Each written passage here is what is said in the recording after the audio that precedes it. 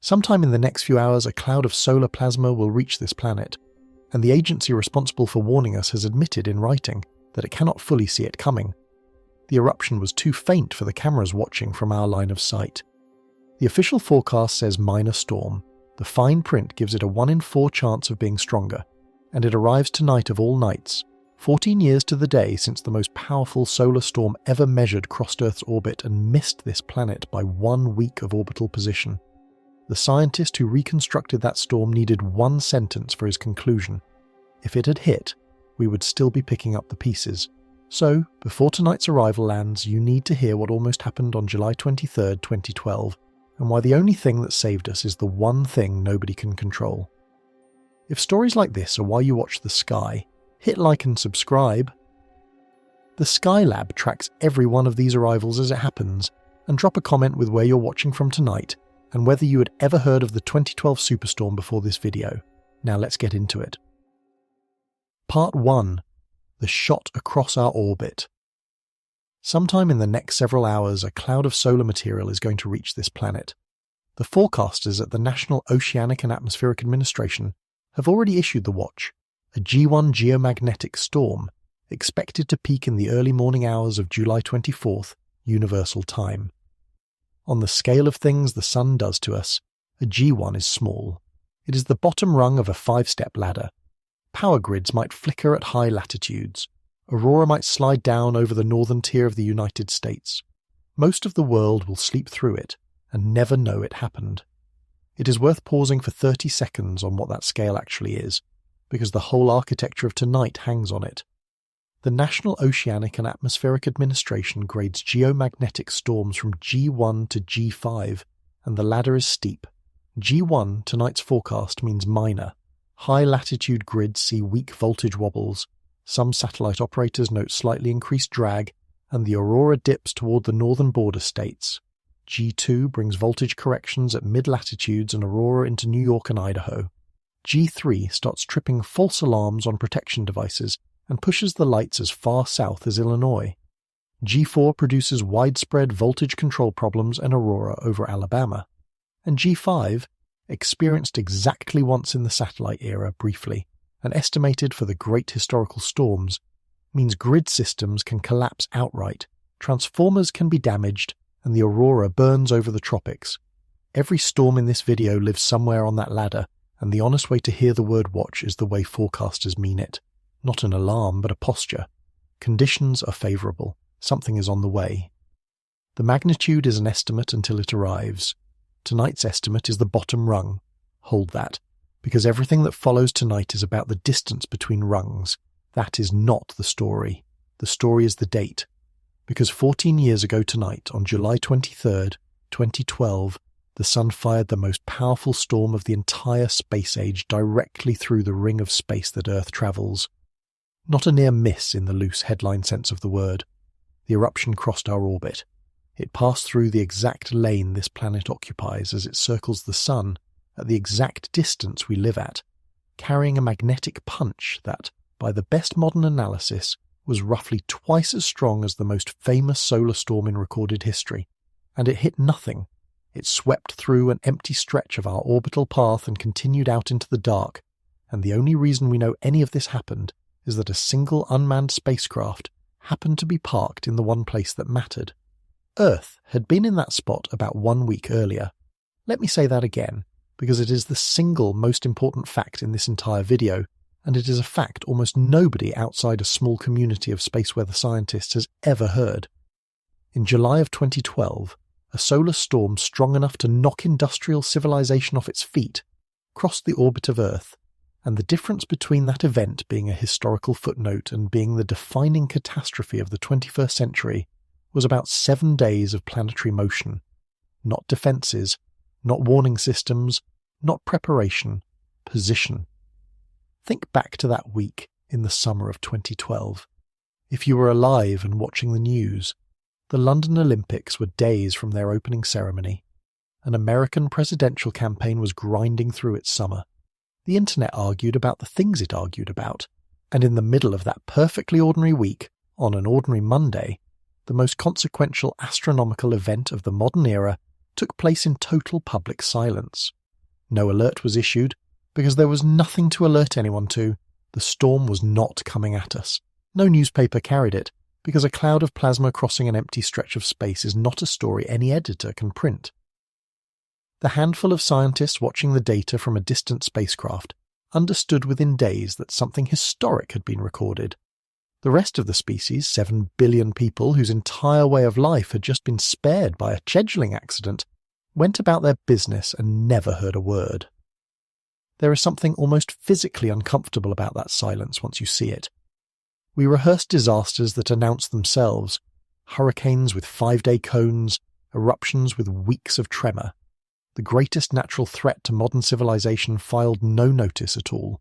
It crossed the road, found the road empty, and left.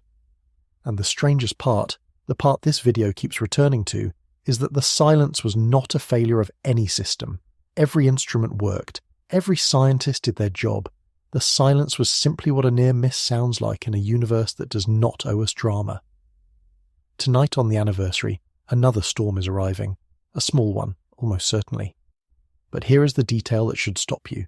The agency responsible for warning us about it has stated in its own published forecast discussion that it cannot fully see this one coming.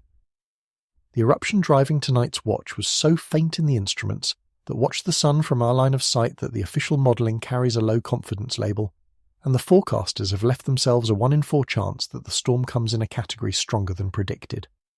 14 years after the sun demonstrated exactly what it can throw at this planet, the state of the art in seeing the next one is, in the forecaster's own words, uncertain. So this is a video about a precedent. The storm arriving tonight is ordinary. The date it is arriving on is not, and the thing that date commemorates is the closest this planet has come in the modern era to an event that serious government studies price in the trillions of dollars and measure in years of recovery. What follows is the story of what the sun actually did on July 23rd, 2012, what it would have done to us, and why the trees of this planet suggest that even that monster was not the worst the sun has in it. Start with where the storm came from. In mid-July of 2012, a sunspot group labelled Active Region 1520 was crossing the face of the sun. Sunspot regions are numbered in sequence as they appear, and most of them live and die without doing anything memorable. This one was different. It was large, magnetically tangled and productive, and as it rotated across the disk it fired off a series of eruptions, the way big active regions often do in their prime. By July 23rd, the region had rotated past the centre of the sun's face as seen from Earth. It was no longer pointed at us. Its eruptions, from that position, would launch into the space off to one side of the Sun-Earth line, into the lane ahead of us, the stretch of orbit Earth had recently vacated. Understand the geometry here, because it is the quiet law governing this entire story. The Sun rotates once roughly every 27 days as seen from Earth, carrying its active regions across the visible disk from east to west like figures on a slowly turning stage. Eruptions launch outward along the direction a region faces at the moment of failure, roughly radially, straight off the Sun along the region's line of sight. A region at the centre of the disk fires at Earth. A region that has rotated past centre fires into the space to one side of the Sun-Earth line, which, because Earth is always moving forward along its orbit, is the space this planet is either leaving behind or driving toward. Every active region, in other words, spends its life sweeping its aim across our past and future positions, like a lighthouse beam crossing a shipping lane. Most of the time the gun is unloaded when the aim crosses the lane. The entire question of solar catastrophe, the question tonight's anniversary exists to ask, is what happens on the day the sweep and the loading coincide. And on that day, Active Region 1520 produced its masterpiece. Instruments watching the Sun recorded an eruption of extraordinary violence, a coronal mass ejection. A billion-ton cloud of magnetized plasma blasted off the Sun, moving at a speed that put it in the fastest class of solar eruptions ever recorded. Typical coronal mass ejections leave the Sun at 300 to 500 kilometers per second. Fast ones, the kind that make forecasters sit up, run 1 to 2,000. This one left the Sun at roughly 2,500 kilometers per second, with an uncertainty of about 500 either way, and some analyses of the merged structure put it above 3,000 kilometers per second in its opening hours. That is more than 6 million miles per hour. At that speed, you would cross the Atlantic Ocean in under 3 seconds. The cloud crossed the 150 million kilometers from the Sun to the distance of Earth's orbit in about 19 hours. The normal transit time for a coronal mass ejection is 2 to 4 days. The fastest transit ever recorded from the infamous storm of August 1972 was 14.6 hours. This storm nearly matched the all-time record, and when it arrived at our distance from the Sun, it was still moving at better than 2,200 kilometers per second. It had barely slowed down at all. Something had cleared the road ahead of it, and later in this video, that detail, the cleared road, is going to come back and matter more than you expect, because the same mechanism exists on the Sun today. The deceleration physics deserves one more beat, because it explains why the 2 to 4 day norm exists at all, and why its absence in this case was so ominous. A coronal mass ejection ploughing through ordinary solar wind behaves like a snowplow. It sweeps up the slower material ahead of it, and every ton it collects is momentum shared, speed lost. Across 150 million kilometers, that toll normally reshapes even a violent eruption. Clouds that leave the Sun at 2,000 kilometers per second routinely arrive at Earth under 900. Their edges eroded, their punch blunted by 3 days of ploughing. The mercy is proportional to the traffic. Empty the road, and the toll collapses. The July 23rd cloud spent its 19 hours collecting almost nothing, which is why the arrival speed reads like a launch speed, and why the cleared corridor ranks alongside the double launch as the event's defining feature. The Sun's most dangerous storms are not merely the biggest eruptions, they are the ones whose predecessors did the sweeping. Standing in the storm's path, at almost exactly the distance Earth orbits, was a spacecraft called Stereo A. It took the hit head-on, and it survived, and everything it recorded in those hours is the reason this event has a name in the scientific literature instead of being a permanent unknown. What that spacecraft measured, as the wall of plasma washed over it, is where this story stops being an astronomy anecdote and becomes something closer to an autopsy report for a disaster that never happened. Part 2. Anatomy of a Monster. The eruption of July 23rd was not one event, it was two. When researchers went back through the imagery from the spacecraft watching the Sun that day, they found that active region 1520 had launched 2 separate coronal mass ejections within 10 to 15 minutes of each other. 2 full-scale eruptions back-to-back from the same magnetic structure, so close together in time that they merged in flight into a single compound storm front. Each one alone would have been a serious event. Together they formed something the literature would later describe with a phrase that scientists do not use casually: a perfect storm. To understand why 2 eruptions in 15 minutes is so much worse than 2 eruptions in 2 days, you need one piece of machinery: how the Sun stores and releases its violence. The Sun's surface is threaded with magnetic field lines, and in active regions those lines are wound, braided, and stressed by the churning plasma beneath them, the way a rubber band accumulates tension as you keep twisting. A coronal mass ejection is the moment the twisted structure fails. The field lines snap into a new configuration through a process called magnetic reconnection, and the energy stored across days or weeks of winding is released in minutes, hurling a magnetized knot of 1 billion tons or more of plasma outward. The ejected cloud is not shapeless. It carries the twist with it, a coiled internal field that scientists call a flux rope, spinning slowly outward like a thrown rope still holding its knots. The double launch matters because of what it does to the magnetic field inside the storm cloud. A coronal mass ejection is not just a cloud of hot gas. It carries a piece of the Sun's own magnetic field embedded within it, twisted into a rope-like structure, and the strength and orientation of that field is what decides how hard the storm couples into a planet's magnetic shield when it arrives. When 2 ejections merge, their fields can compress each other, stacking magnetic intensity into a smaller volume. Measurements would later show the merged cloud carried an internal magnetic field several times stronger than what a single eruption of that size would normally deliver. The Sun had, in effect, fired 2 barrels through the same opening, and the second blast rode the first into a combined front more dangerous than either. Then there is the road they travelled. Interplanetary space is not empty. It is filled with the solar wind, the steady outflow of particles from the Sun, and an eruption ploughing through that ambient material is constantly decelerating, the way a runner slows in waist-high water. That drag is one of the few mercies in solar physics. It routinely takes eruptions that leave the Sun at frightening speeds and delivers them to Earth as much gentler arrivals. But in the days before July 23rd, the same active region had fired an earlier ejection down roughly the same corridor. That earlier eruption swept the lane clear, dragging the slow ambient wind along with it and leaving behind a rarefied, low-density channel. When the double storm launched, it found almost nothing in its way. The water had been drained from the pool. This is the mechanism scientists call preconditioning, and it is the reason a storm that should have taken 2 days to reach our distance did it in 19 hours and arrived still carrying most of its launch speed. The 1972 comparison deserves more than a passing mention, because it is the only event in the record that kept pace with 2012, and it left physical evidence of what speed means. In early August of that year, at the height of the Apollo program, a hyperactive sunspot region fired a sequence of eruptions, and one of them crossed from the Sun to Earth in 14.6 hours, still the fastest confirmed transit ever recorded. When it arrived, the magnetic convulsion it drove was strong enough that dozens of American naval influence mines, seeded in the coastal waters off North Vietnam and designed to detonate when they sensed the magnetic signature of a passing ship's hull, began exploding on their own.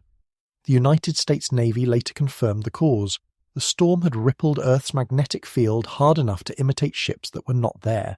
That same August storm is also a fixture of spaceflight history for a grimmer reason.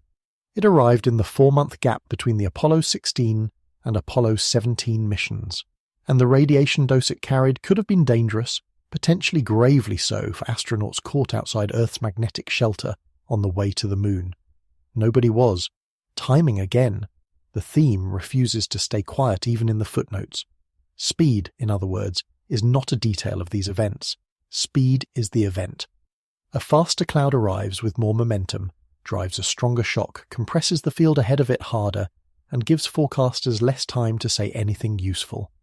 The 2012 storm nearly matched the fastest transit in history after starting its journey with even more velocity, which tells you how thoroughly its road had been swept. Think about what that sequence means for a moment, because it is the machinery of the whole event. The catastrophic potential of July 2012 was not one giant flare doing one giant thing. It was a sequence. An opening eruption that cleared the road, a double eruption that stacked 2 magnetic fields into one, a transit so fast that the storm had no time to erode, every step ordinary in isolation, and in combination, a compound monster. The Sun did not do anything that day that it had never done before. It simply did several of its normal things in the worst possible order, and that distinction, order, sequence, timing, is the thread running through every part of this story, right up to the storm arriving tonight. It helps to know how routine the raw ingredients are, because the routineness is what makes the sequence so unnerving. The Sun produces coronal mass ejections constantly, several per day around the peak of a cycle, one every few days in the quiet years. The overwhelming majority are slow, small, aimed elsewhere, or all three, and they wash over the solar system as weather, not as history. Eruptions also cluster. An active region that has just erupted is not spent, it is rearranging, and big regions routinely fire several times across a few days as their fields retangle and fail again, which means the setup for July 23rd, an early eruption down a corridor, followed shortly by more violence down the same corridor, is not a freak configuration. It is one of the most ordinary rhythms in solar physics. What was extraordinary was the arithmetic of that particular sequence, the size of the follow-up, the tightness of the double launch, and the fact that the corridor pointed through a planetary orbit. The Sun runs this drill all the time. On July 23, 2012, it happened to run it with live ammunition through an inhabited lane. The numbers from the arrival deserve to be read slowly. When the merged front reached 1 astronomical unit, the distance of Earth's orbit, it was measured moving at roughly 2,246 kilometers per second. For a storm to retain that much speed after crossing the entire Sun-to-Earth distance is nearly unheard of. The August 1972 event, the previous benchmark for a fast transit, had been violent enough to detonate American naval sea mines in the waters off Vietnam, mines designed to trigger on the magnetic signature of a passing ship, tripped instead by the storm rippling Earth's field from 93 million miles away. That storm crossed in 14.6 hours. The 2012 storm crossed in about 19, and by the measures that matter most for damage, the strength of the magnetic field it carried, and the density and speed of the plasma behind the shock, it was in a class of its own in the year of direct measurement. There is one more number that belongs in this anatomy, and it is the one that turns physics into fate. Earth moves along its orbit at about 30 kilometers per second, which works out to roughly 2.6 million kilometers of travel every day. The eruption of July 23rd was aimed at a fixed direction in space. The direction active region 1520 happened to be facing when its magnetic structure finally tore open. Earth had passed through that stretch of orbital road roughly a week before. Run the arithmetic and the margin between hit and miss comes out to somewhere near 18 million kilometers of arc, a distance our planet covers in about 7 days. On the scale of the solar system, that is nothing. It is a rounding error. If the region's magnetic field had reached its breaking point 1 week earlier, the same region, the same build-up, the same physics, just a slightly different day, the double storm and its cleared road would have ended at us. The forecasters of 2012, by the way, would have seen it leave the sun. That much must be said plainly. An eruption that size, launched from the visible disk days earlier, would not have been a total surprise. There would have been somewhere between 17 and 20 hours between launch and landfall. Hold that thought. What a 19-hour warning is actually worth is a question this video will answer in detail, and the answer is less comforting than you would hope, because the one measurement that decides everything cannot be taken until the storm is minutes away. But before any of that, there is a stranger question sitting in the middle of this story. All of these numbers, the speeds, the field strengths, the transit time, exist only because something was standing in that empty stretch of orbit with its instruments running. The storm of July 23, 2012 hit a machine the size of a golf cart, and that accident of placement is the only reason humanity got the full autopsy of the event instead of a shrug and an estimate. What was that spacecraft doing out there, alone, in the exact lane Earth had vacated? That turns out to be one of the luckiest coincidences in the history of space science. Part 3. The spacecraft that took the hit. In October of 2006, NASA launched a pair of twin spacecraft on a mission with a simple, almost childlike premise: to see the Sun from somewhere other than where we are standing. The mission was called STEREO, short for Solar Terrestrial Relations Observatory, and the idea was borrowed directly from your own body. One eye gives you a flat picture of the world. 2 eyes, set apart, give you dimension. For all of human history, every observation of the Sun had been made from a single vantage point, Earth or the space immediately around it, which meant every eruption we ever watched was a flat image with no reliable sense of how fast it was truly moving or exactly where it was headed. The STEREO twins were built to fix that. One spacecraft, STEREO A, was placed in an orbit slightly closer to the Sun than Earth's, so that it would gradually drift ahead of us along our orbital path. Its twin, STEREO B, was placed slightly farther out so it would fall behind. Year by year, the 2 spacecraft spread apart along the ring of Earth's orbit like 2 runners separating on a circular track, giving humanity for the first time a view of the Sun from the sides. Each twin carried a full toolkit for the job: cameras to image the Sun's disk and atmosphere in extreme ultraviolet, coronagraphs, instruments with a small occulting disk that blots out the blinding solar surface so the faint outer atmosphere becomes visible, to watch eruptions lift off and track them outward, heliospheric images to follow storm clouds across the long dark middle of the Sun to Earth gap, something no instrument had ever done continuously, and crucially, in situ sensors, magnetometers and particle detectors that measure not what the spacecraft sees, but what physically washes over it: the speed, density, composition, and magnetic field of whatever space it is flying through. That last category is the one that turns a spacecraft from a camera into a weather station, and it is the category that would matter on July 23rd. The separation was slow and stately, each spacecraft drifting a bit over 20 degrees per year along the orbit relative to Earth, and it produced one genuinely historic milestone before the summer that concerns us. In February of 2011, the twins reached positions on opposite sides of the Sun, and for the first time in the history of our species, humanity could see the entire Sun at once, front and back, no hidden hemisphere. For a channel like this one, that date is worth pausing on. Every solar observer from the first astronomers to the space age worked with a star that was half secret at any given moment. Active regions rotating out of view for 2 weeks at a time, eruptions on the far side known only by their debris. For a few years, the stereo era closed that blind spot almost completely. The twins earned their keep for years in ordinary science, turning flat images of eruptions into three-dimensional tracks and cutting the error bars on storm arrival forecasts. The story of the pair also carries a quiet warning about how thin our coverage really is. Contact with Stereo B was lost in 2014 during a planned operation, and despite a brief reacquisition later, the spacecraft never returned to service. Half of humanity's stereo vision of the sun simply went dark, and it has not been replaced. Keep that in mind later tonight, when the question becomes what we can and cannot see coming. By July of 2012, nearly 6 years into the mission, Stereo A had drifted more than 100 degrees ahead of Earth along the orbit. It was, in the plainest possible terms, occupying road we had already driven. The lane of space it flew through was the lane Earth itself had passed through months and weeks and days before. Nobody chose that position because they expected it to be shot at. It was simply where the geometry of the mission had carried the spacecraft by that particular summer. On July 23rd, the double eruption from active region 1520 arrived at that position 19 hours after leaving the Sun, and Stereo A became the first spacecraft in history to take a direct, head-on hit from a solar storm of that magnitude at the distance where planets live, with its full instrument suite running. What it recorded was a profile unlike anything in the modern record. The shock front arrived first, a wall of compressed plasma and magnetic fields slamming past the spacecraft at over 2,000 kilometers per second.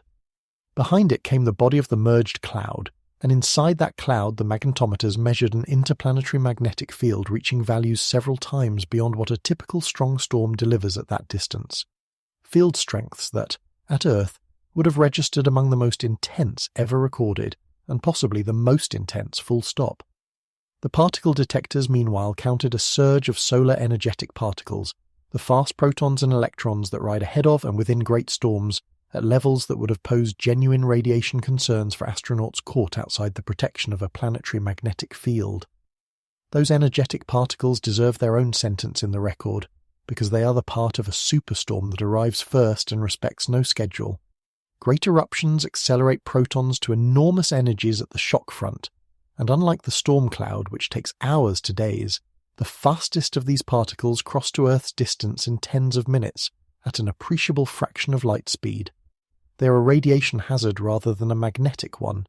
They degrade solar panels, punch bit flips through spacecraft electronics, and set the exposure limits that decide when astronauts must retreat to shielded sections of their vehicles. The levels stereo. A recorded through July 23rd ranked among the most intense of the entire space age at that distance, which means the 2012 event was not one hazard but a stack of them. A radiation storm nested inside a magnetic storm, each on its own clock. For a crew beyond Earth's magnetic shelter that day, and remember, this planet is actively planning to send crews back out there, the first danger would have arrived within the hour, long before the cloud itself. To feel the scale of the magnetic reading, anchor it against the ordinary. The interplanetary magnetic field drifting past Earth on a quiet day measures a handful of nanotesla. 5 is typical, 10 is noteworthy. A strong storm cloud might carry a few tens. The field inside the July 23rd cloud, as it swallowed Stereo A, ran to roughly 100 nanotesla and beyond, an order of magnitude past ambient, a reading with almost nothing beside it in the era of direct measurement at that distance. Field strength is the currency that matters, remember, because the field is what does the coupling when a cloud meets a planet's magnetosphere? Speed delivers the blow, but the field decides how much of the blow transfers. 100 nanotesla arriving at 2,000 kilometers per second is the solar wind equivalent of a wrecking ball made of magnets. That is the object our planet's lane was scheduled to host 1 week off, and the spacecraft lived. That fact surprises people, and it deserves a moment of honesty rather than mystery. Stereo. It survived for a few converging reasons. It was built for solar observation, hardened against radiation by design. It is also a small, simple target, a machine with no power grid, no 1,000-mile transmission lines, no transformers. The physics that makes a geomagnetic storm dangerous to a technological civilization mostly requires a civilization. Long conductors, a planetary magnetic field to be shaken, an atmosphere and ground for currents to flow through. A compact spacecraft in open space rides the wave. A wired continent absorbs it. In a strange way, Stereo A survived the storm for the same reason a cork survives a tsunami that levels a harbour town. The cork survives. The harbour does not. And it is worth being precise about what the harbour contains now. A planet, unlike a lone spacecraft, surrounds itself with the very machinery a storm feeds on. A magnetosphere to be wrenched, an ionosphere to be inflated, thousands of satellites embedded in both, and beneath it all the continental wiring. Spacecraft at Earth during a superstorm face a compounding set of insults.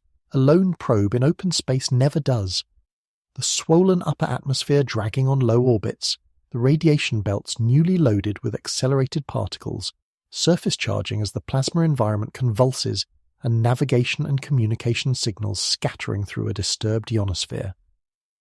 Stereo A took the punch as a single sealed object in an empty room. Earth takes it as a room full of glassware. Scientists who studied the data made the counterfactual explicit in the years afterward. Had this storm struck Earth, the measurements suggest it would have driven one of the most extreme geomagnetic events in recorded history, plausibly the most extreme. We will put hard numbers on that claim in the next part, from the published analysis itself. But standing back from the instruments for a moment, notice what the whole episode actually reveals about our situation. The only reason humanity possesses a direct measurement of the most dangerous storm of the space age is that a spacecraft launched 6 years earlier, for an unrelated scientific purpose, happened to have drifted into the exact stretch of orbital road where the Sun aimed its shot. If Stereo A had been launched a year later, or drifted a few tens of degrees slower, or been pointed at a different task, the eruption of July 23rd would have registered as a bright bloom on distant coronagraphs, a curiosity with an estimated speed and no ground truth at all. The event that reshaped how scientists think about solar risk would have been an asterisk. There was no plan to put a sentinel in the line of fire. Fortune put one there. In the years since, the July 23rd dataset has become something like the crash test dummy of space weather science. When agencies design their worst-case planning scenarios, when modelers stress-test the equations that convert solar wind into grid current, when engineers argue about how much hardening a transformer standard should require, the 2012 measurements are the reference input, the one extreme event with real numbers attached instead of reconstructions and guesses. An event that touched no one has quietly shaped storm preparedness on every continent, precisely because it is the only member of its weight class ever caught on instruments. That is the strange afterlife of the near miss. The storm that did nothing became the storm that defines everything. That should change how you hear the phrase, "we would see it coming."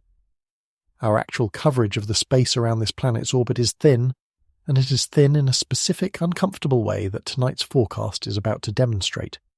The instruments that watch the Sun from the Sun-Earth line can see an eruption leave. What they struggle to see is the one thing that decides whether a given storm is a curtain of light or a continental emergency, and that measurement, even today, only gets taken minutes before arrival. Keep that in mind as we now do what the scientists did in the months after July 2012. Take the numbers Stereo A recorded, carry them 93 million miles, and ask carefully and without drama what would have happened if Earth had been home when the storm came through.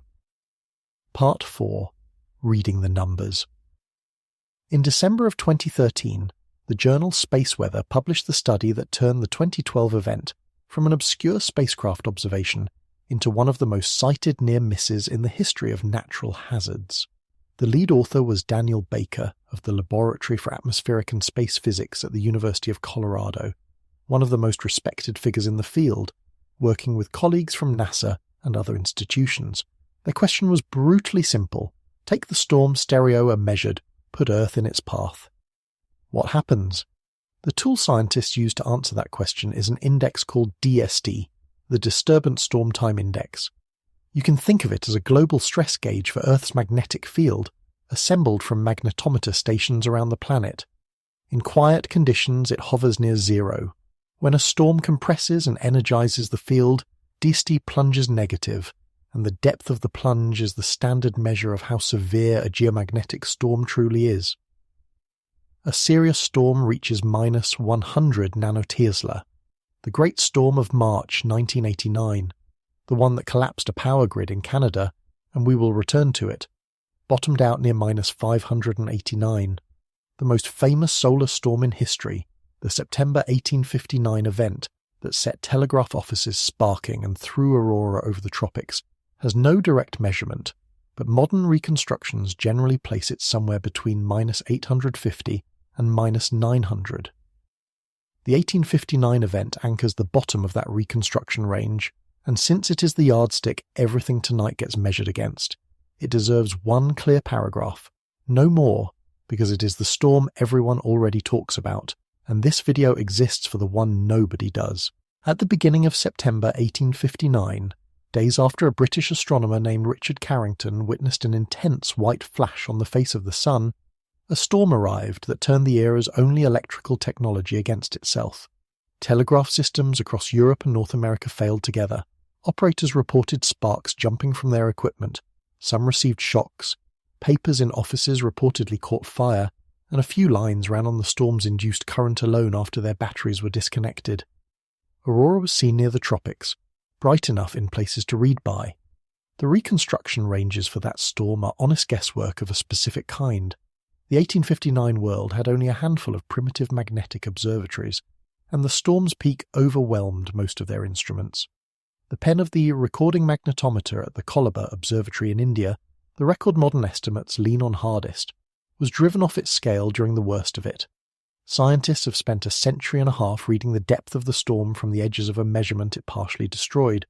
That is why 1859 wears a range rather than a number, and it is one more reason the 2012 dataset matters so much. For the first time, a storm of that class was recorded by modern instruments that stayed on scale the whole way through. The world of 1859 ran on steam and muscle, so the event passed as a marvel rather than a catastrophe. The telegraph network was civilization's single filament of electrical exposure, and the storm found it within hours. Every study in this video is, at bottom, an attempt to answer one question: what does that same physics do to a world that is nothing but filaments? Baker's team fed the stereo measurements into storm models and asked what DC the 2012 event would have produced at Earth. The answer depended, as it always does, on the orientation of the storm's internal magnetic field at the moment of impact. The modelling itself is worth demystifying in one breath, so the number that follows lands as engineering rather than oracle. Decades of observed storms have taught the field how measured solar wind conditions, speed, density, field strength, field direction, convert into geomagnetic response. Those relationships, tested against every storm in the instrumental era, are folded into equations and simulations that reproduce the historical record well. Baker's team took the actual measured time series from stereo A, not a guess, a recording, and played it into that machinery as if the spacecraft had been Earth. The uncertainty in the answer comes almost entirely from one input. In the favourable case, with the field pointed northward, aligned with Earth's own, much of the storm's energy would have glanced off. A hard hit, but survivable, the planet's shield holding its seams. In the unfavourable case, with the field pointed southward, opposed to Earth's, the coupling becomes ruthless. The two fields lock and merge, and the storm pours its energy directly into the machinery of the magnetosphere. For that case, the models returned a number that stopped the field in its tracks, a DC of roughly minus 1,200 nanotesla. There is one more rung on the historical ladder worth naming, sitting between the legend and the modern era. In May of 1921, a storm now estimated in the same general class as 1859 struck a world that had by then acquired considerably more wire. Telegraph and railroad signal systems failed across continents. Induced current started fires in telegraph facilities, including equipment along the New York Rail corridor, which is why older literature calls it the New York Railroad Storm. Aurora again reached improbable latitudes. 1921 matters to tonight's story for one reason. It is the strongest storm to strike Earth in the 20th century. It arrived when electrical infrastructure was still shallow enough to shrug off, and it is now a century in the past. Every generation of the modern era has so far drawn a smaller storm than the one before the wires went in. That is the streak the 2012 cloud came within a week of ending. Sit with the ladder for a second. Minus 589 collapsed a modern power grid in 90 seconds. Minus 850 to minus 900 is the estimated depth of the worst storm in recorded history, the one every space weather documentary is legally required to mention. Minus 1,200 is beyond both. Roughly double the 1859 benchmark. The strongest geomagnetic storm in the instrumental record measured minus 589 nanotesla. The 2012 storm, by the published worst case, carried roughly twice the punch of even the pre-instrumental legend. This was not a storm that would have rivaled the worst case scenario. This was a storm that would have redefined it. What does a number like minus 1200 feel like from the ground? The models give texture. The auroral oval, normally a ring around the pole, expands equatorward as a storm deepens. At minus 1200, the models put visible aurora over the tropics, the entire night side of the planet wrapped in moving light, an event no living person has seen. Beneath the spectacle, the physical driver scales with the violence of the field's motion. The faster and harder the magnetosphere is shaken, the stronger the electric fields induced in the ground, and the larger the rogue currents push through anything long and conductive. The relationship is not linear kindness either. The great storms concentrate their ground effects in bursts, during sudden reconfigurations of the field, and a storm twice as intense can drive transient surges far more than twice as damaging. The precise engineering outcome depends on ground conductivity, grid topology, and luck. The scale of the input does not. Minus 1200 nanotesla is an input to which no operating power network on this planet has ever been subjected or tested against, even on paper with full confidence. Daniel Baker did not bury his conclusion in cautious language. In NASA's own public account of the study, he put it in a single sentence that has followed this event ever since. If it had hit, we would still be picking up the pieces.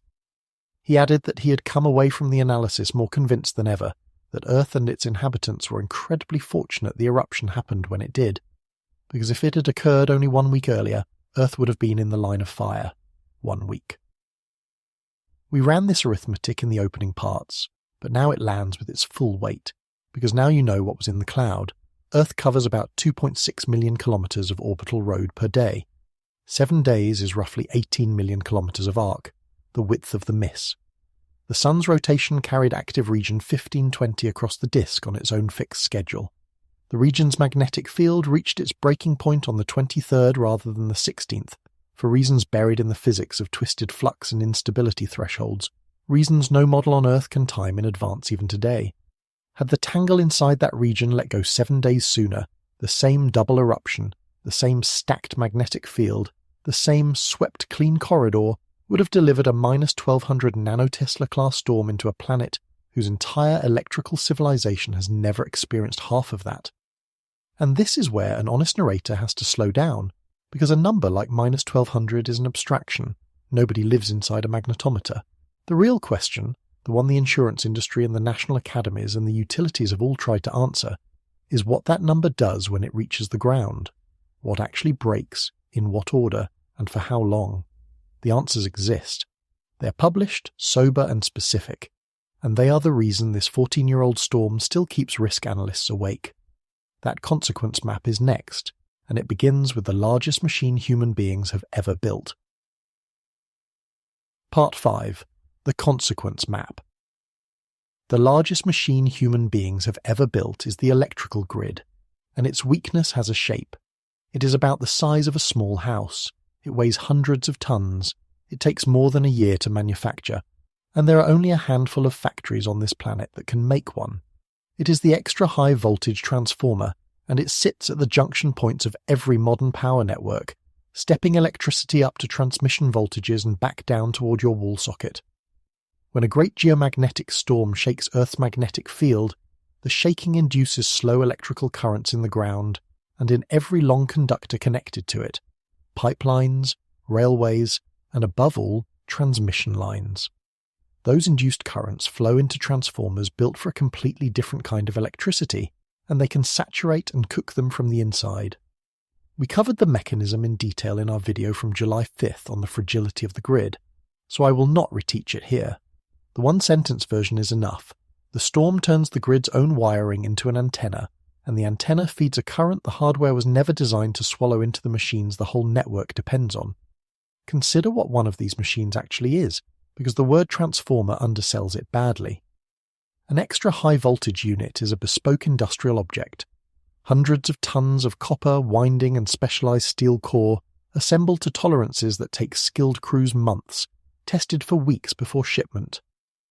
Moving one is an engineering project in itself. They travel on special rail cars among the largest in existence, along surveyed routes chosen for bridges that can take the load, at walking pace for the delicate stretches. A single unit can cost millions of dollars, and utilities do not keep warehouses of spares sized for a continental emergency, because under normal conditions a well-maintained transformer runs for decades. The system is optimized, rationally, for a world in which these machines fail one at a time. A great geomagnetic storm signature move is to attack that exact assumption, stressing hundreds of them simultaneously across regions in minutes. What matters tonight is the arithmetic of scarcity. A destroyed extra high-voltage transformer is not repaired. It is replaced. Replacement-led time, in the good years before any crisis, runs 12 months or more, and global manufacturing capacity is a thin trickle-sized for routine turnover, not for simultaneous continental losses. That is the choke point every serious study of extreme space weather converges on, and it is what separates a storm that causes a blackout from a storm that causes an era. In 2008, the National Academy of Sciences convened a panel to work through, step by step, what a storm at the top of the historical scale would do to the United States. Their report remains the foundational document of this field, and its numbers are worth stating slowly. For a severe geomagnetic storm, and their reference cases were centered on events like 1859, which, remember, the 2012 storm likely exceeded, the panel estimated economic damage of $1 to $2 trillion in the first year alone. Their estimated recovery time was 4 to 10 years, not 4 to 10 days, years. The mechanism behind that horizon is exactly the transformer arithmetic above. With enough of the backbone hardware destroyed at once, entire regions wait in line for machines that are built one at a time on the other side of an ocean, by factories that themselves need functioning power, finance, and shipping. 5 years later, the insurance market ran its own version of the exercise. Lloyd's of London, working with the research firm Atmospheric and Environmental Research, modelled a Carrington-class storm hitting the modern United States. Their study concluded that 20 to 40 million Americans would be at risk of extended power outage, with plausible durations running from 16 days to, in the worst hit areas, 1 to 2 years, and priced the total economic cost at between $600 billion and $2.6 trillion. An insurance institution with 3 centuries of practice at pricing catastrophe looked at the same physics the scientists had and produced a number in the same range. That convergence deserves respect. 2 entirely different professional cultures, actuaries and physicists, arriving independently at trillion-dollar arithmetic for the same storm, and both of them working from a reference event smaller than the one that crossed our orbit in 2012. And the studies share a limitation that matters more every year. They are aging in the wrong direction. The National Academy panel wrote in 2008, Lloyd's modelled in 2013. The world they priced had a fraction of today's orbital population. The satellite count has grown several-fold since the 2012 near miss, with entire mega-constellations now underpinning communications, navigation, and finance. The grid they priced carried less load, with less interconnection, and less dependence on precise satellite timing signals. The quiet detail being that power networks, cell systems, and financial exchanges all discipline their operations with clocks delivered from navigation satellites. One more thread tying the ground to the space the storm owns. Every year of growth since those studies has widened the exposed surface. Whatever 1859 would have cost in $2008, the honest expectation is that the same storm costs more now and more again next decade, because the thing it attacks is the thing we keep building more of. Now put human texture on those figures, because $1 trillion is not an experience.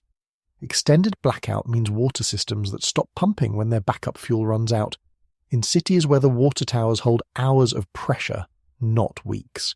It means refrigeration failing in the food chain and the pharmaceutical chain at the same time. Insulin has a shelf life at room temperature measured in weeks. It means fuel that cannot be pumped from stations without electricity, banks that cannot clear transactions, hospitals triaging generator fuel between hallway lights and ventilators. None of this is speculation piled on speculation. Each link is just the observed behavior of infrastructure during ordinary regional blackouts. Extended along the one axis, the storm changes. Duration, set by that transformer queue. Modern emergency planning is honest about the shape of the problem. Backup systems across critical infrastructure are sized in hours and days. Generator fuel tanks, battery banks, water tower head, warehouse stock. Because the planning case has always been the storm that knocks a region out for a night, or a hurricane that takes a coast out for a week with the rest of the continent intact and helping. The continent-wide, months-long case inverts every assumption those backups were bought under. No unaffected neighbour to send crews, no functioning region to manufacture parts, no outside to ride it out until. The study's trillion-dollar figures are, at bottom, the price of discovering that every contingency plan on the continent quietly assumed the lights were on somewhere else. There is a detail of grid engineering that most people never encounter, and it turns a long blackout from an inconvenience into a trap. Restarting a dead grid requires power. Generating stations need electricity to run their own controls, pumps and fans.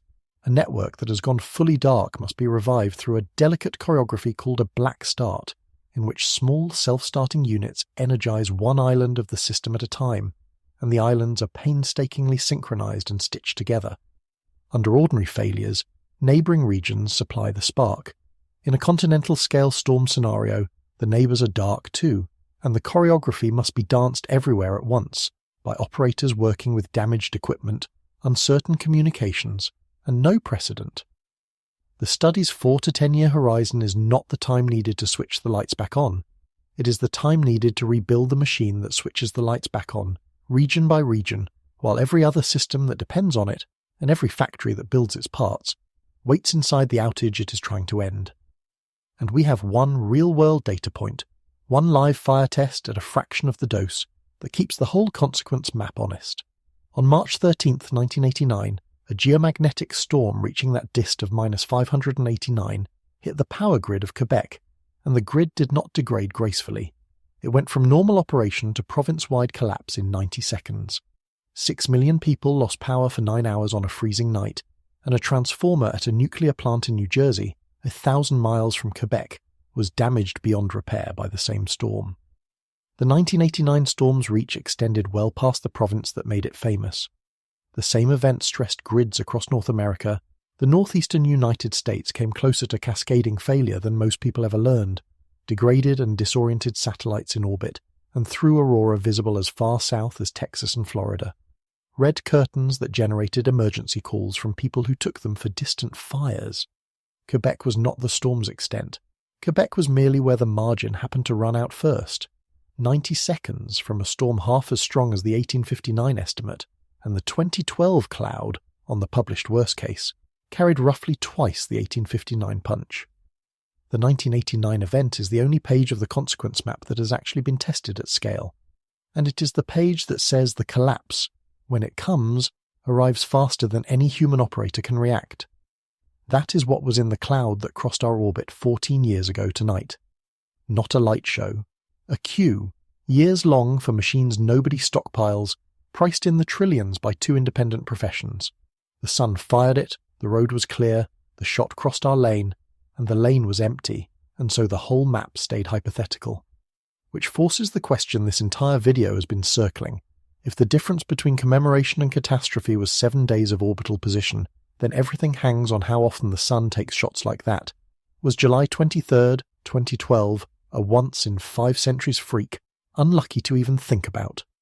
Or does the sun fire into the space around this planet more often than anyone likes to say out loud? Scientists have put an actual number on that, and the number is not comfortable. Part 6. The Odds. The same year the storm crossed our orbit, a physicist named Pete Riley published a calculation in the journal Space Weather that has become one of the most quoted, most argued over numbers in this entire field. Riley's approach was statistical. Extreme events of many kinds, earthquakes, floods, geomagnetic storms, tend to follow power law distributions, meaning small events are common, large events are rare, and the mathematics connecting the two is smooth enough that the frequency of giants can be estimated from the sensors of everything smaller. Riley took more than 50 years of geomagnetic storm records, fit the distribution, and extrapolated out to the tail, to storms of the 1859 class, the class the 2012 event belonged to or exceeded. Then he asked, what is the probability that a storm like that strikes Earth in the next 10 years? The elegance of the method is that it does not require witnessing a giant. It requires an honest catalogue of the ordinary, every moderate and strong storm across half a century, and the discipline to let the shape of that catalogue speak. Riley checked the shape against multiple measures of storm strength, and the extrapolation held its form. It was, in effect, an actuarial table for the sun, assembled the same way a life insurer prices events it hopes never to see. His answer was roughly 12% per decade, 12%, not per century, per decade, roughly 1 chance in 8 every 10 years of the storm this video has spent an hour describing actually connecting with the planet. The compounding is worth doing out loud, slowly, because this is where the number stops being trivia and starts being biography. A 12% chance per decade means an 88% chance of getting through any given decade clean. String 5 clean decades together, a 50-year span, the length of a career, the remaining lifetime of a young adult watching this, and the odds of all 5 coming up clean multiply out to just over half, which means the odds of at least one hit somewhere in those 50 years land near 46%. Under Riley's estimate, a person who is 25 years old today has roughly even odds of living through an 1859 class storm before they retire. Not a fringe scenario, not a tale of a tale, a coin flip sitting quietly behind every plan that assumes the lights stay on. If that number is even approximately right, the arithmetic of a human lifetime gets dark quickly. Compound a 12% decade risk across 50 years and you arrive near a 46% chance, a coin flip across the span of a mortgage, that an 1859 class storm hits a wired civilization within the working life of people alive right now. Part of the spread between estimates comes down to a definitional knife fight that matters more than it sounds. What exactly counts as a Carrington class storm? Define it by the depth of the geomagnetic index, and you get one census of historical events to extrapolate from. Define it by economic damage, or by the storm's effect on specific latitudes, and the census shifts and the extrapolated odds shift with it. Rare event statistics are exquisitely sensitive to where you draw the line, because the line decides which of the handful of great storms in the record are in or out of the club. None of this is evasion. It is what honest mathematics looks like when asked about events that have happened a few times in 2 centuries. That number deserves both of its fates, to be taken seriously and to be handled honestly. Taken seriously, because Riley published it months before anyone knew the 2012 storm existed, and then the Sun, as if grading his homework, fired exactly such a storm through Earth's orbit within the same calendar year. The estimate did not stay theoretical for even 12 months. Handled honestly because later researchers, using different methods, different storm catalogues, and different definitions of extreme, have produced a spread of estimates. Some near Riley's 12, others down around 2 or 3% per decade. The honest statement is that the true odds live somewhere in that band, and the band itself is the scandal. Even the most conservative end of the published range, a few percent per decade against $1 trillion consequence, describes one of the largest expected cost natural hazards this civilization faces. When the optimist number still prices out as a planetary scale insurance emergency, the argument between 2% and 12% is a detail. Add the generational blind spot to the arithmetic while you're at it. Nobody under 40 has an adult memory of the 1989 storm, the last time space weather truly bit a power grid, and nothing since has matched even that event's depth. The strongest storms of the past 2 decades all came in shallower than Quebec's, which was itself half of 1859, which was itself perhaps half of 2012. The entire internet era, the entire smartphone era, the entire cloud computing era has been built, tested and staffed inside a historical lull between great storms. Every engineer who has ever designed a data center and every executive who has ever priced its risks has done so without 1 day of personal experience of the hazard this video describes. The lull is luck, not proof, and it is precisely the condition under which civilizations conclude that a threat which has not yet arrived must not be real. The 2003 case repays a closer look because it is the most recent time the declining phase showed its hand at Earth rather than across an empty lane. In late October, and early November of that year, 3.5 years past the cycle's peak, the Sun produced a barrage remembered as the Halloween storms, a string of major eruptions including some of the strongest flares of the space age, one of which saturated the very sensors built to measure it. The storms that followed forced the crew of the International Space Station into the most shielded parts of the outpost, disrupted aviation routes over the poles, damaged or degraded dozens of satellites, one Japanese science satellite was lost outright, and drove blackouts in southern Sweden. Aurora reached the Mediterranean, and for all that, the geomagnetic depth of the Halloween storms topped out far short of the 1859 estimate, let alone the 2012 worst case. The most violent solar assault of the 21st century so far was, on tonight's ladder, a middle rung. It is the exhibit that makes the declining phase argument stop being trivia. The late cycle sun is not winding down. It is consolidating its violence into fewer, larger acts. There is a pattern hiding in the timing of the great storms too, and it cuts against the intuition almost everyone carries. The natural assumption is that the danger peaks when the sun peaks, at solar maximum when sunspots crowd the disk. The record says otherwise. September 1859 came years past its cycle's peak. The Halloween storms of 2003, which forced astronauts into shelter and damaged satellites, arrived on the downslope of their cycle. July 2012 came a year before its cycle's week maximum, from a sun that was, by sunspot count, historically quiet. The giants cluster in the shoulders in the declining years, when the sun's magnetic field grows tangled and unstable, rather than merely busy. Individual eruptions in those years can be the most violent of the whole cycle, even as the average activity falls. The mechanism behind the pattern is worth one unhurried paragraph, because it converts a spooky coincidence into physics. Solar maximum is when the sun's global magnetic field is in the middle of flipping polarity, disordered, busy, spawning many active regions, most of them moderate. As the cycle declines, the global field reorganizes, and the action consolidates. Fewer active regions, but the ones that do emerge can be larger, longer-lived, and more magnetically twisted, carrying the concentrated remnants of the cycle's turbulence. The declining years are also when enormous coronal holes open at low latitudes and persist for months, filling the space between eruptions with fast wind, pre-stressing the road in exactly the sense this video has been developing. Fewer storms, bigger bullets, cleaner corridors. The statistics of the great events are the visible edge of that machinery, and the machinery is not superstition. It is the documented late-life behavior of every recent solar cycle. Now look at the calendar. Solar cycle 25 passed its maximum. The sunspot number for June of 2026 came in at 94.4, down more than 20 points from the same month a year earlier. We're in the declining phase, the same regime that produced 1859, 2003 and 2012. That is not a prediction, and this channel will not pretend otherwise.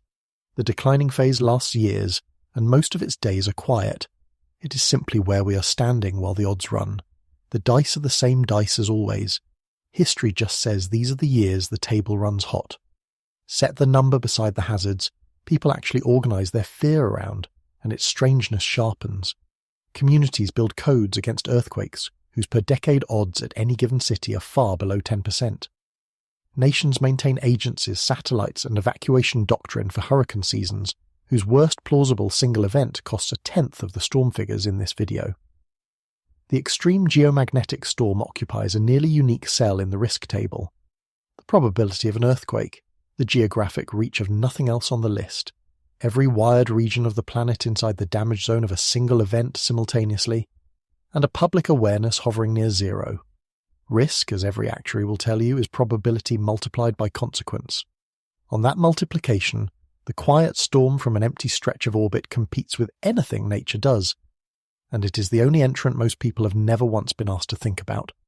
A 12% decade, a 2% decade, either way, the number only stays abstract until you remember what it is the probability of. It is the probability of the specific cloud stereo flew through, arriving at a planet instead of a spacecraft. Roll it forward year over year, and the question stops being whether the storm and the planet ever meet, and becomes only when and how much notice we get. Which brings us finally back to tonight. Because while this video has been reconstructing a 14-year-old storm, a real one has been crossing the space between the sun and this planet, and it is due within hours, it is small. It is also, by the forecaster's own written admission, not fully seen, and the ways in which tonight's minor, ordinary bottom-of-the-scale storm is evading the best warning system we have ever built form the most uncomfortable part of this entire story, because they are the same blind spots that would attend the big one. Part 7. The Watch. At 1925, Universal Time on July 22nd, the Space Weather Prediction Center in Boulder, Colorado issued watch number 1117, a G1 geomagnetic storm watch for July 24, 2026. The paperwork behind tonight's light in the sky, if there is one, reads like this. 2 eruptions left the sun in recent days, one on July 20th, one on July 21st. Both were modest by the standards of everything you have heard so far. They are travelling outward into a stream of fast solar wind pouring from a hole in the sun's atmosphere, a stream that has already reached us and is currently blowing past this planet at about 631 kilometers per second. The forecast calls for the storm influences to begin arriving late on July 23rd and strengthen into the early hours of July 24th, with the planetary K-index, the standard shorthand gauge of geomagnetic disturbance, expected to peak just under 5 between 3 and 6 Universal Time. That is G1 territory, the lowest storm category on the 5-step NOAA scale. Weak power grid fluctuations at high latitudes, minor impacts on satellite operations possible, aurora visible across the northern tier of the United States, northern Michigan, Maine and the like, if the timing and the clouds cooperate. The K-index deserves one plain sentence since the whole night will be narrated in its units. Every 3 hours, magnetometer stations around the world report how disturbed the local field has been. The reports are combined into a planetary number from 0 to 9, and that number, KP, is the pulse readout of Earth's magnetosphere. 2 is quiet, 4 is unsettled, 5 is the threshold of a G1 storm, and each step up the scale represents a large jump in energy, not an even one. The official forecast for tonight, hour by hour, runs 3.67 for the first watch window of July 24th, then the peak of 4.67 between 3 and 6 Universal Time, then 4.33, then 4, then a slide back toward quiet by afternoon. There is even a small bureaucratic comedy buried in the products. The automated KP feed labels 4.67 as below the G1 threshold, while the official human-issued watch calls the same number G1, a rounding boundary argument between a computer and its supervisors. Follow the humans. The watch is the product with a forecaster's judgment in it, and the forecasters say, storm. If you have followed this channel through the past week, you already know both of tonight's ingredients. The coronal hole driving that fast wind is the same giant structure we covered 5 days ago in the video on the 400,000-mile hole in the sun. Its stream arrived on schedule, and the eruptions riding that stream came off the same hyperactive young sunspot region this channel has been tracking all week. Tonight is those 2 threads converging, on schedule, into a minor storm watch. For completeness, the full eruption inventory of recent days runs to 3. The July 20th eruption may deliver glancing influences from late tonight. The July 21st eruption, the faint one, is the forecast driver for the peak early on July 24th. And a third eruption, off the sun's southwestern edge on July 22nd, was modelled cleanly. No Earth-directed component at all, a miss by geometry, aimed into the space off our line the way the 2012 monster was. A small, harmless, same-week reminder that the sun is always firing in every direction, and the only question any given week is which lanes its shots happen to cross, and it happens to be converging tonight.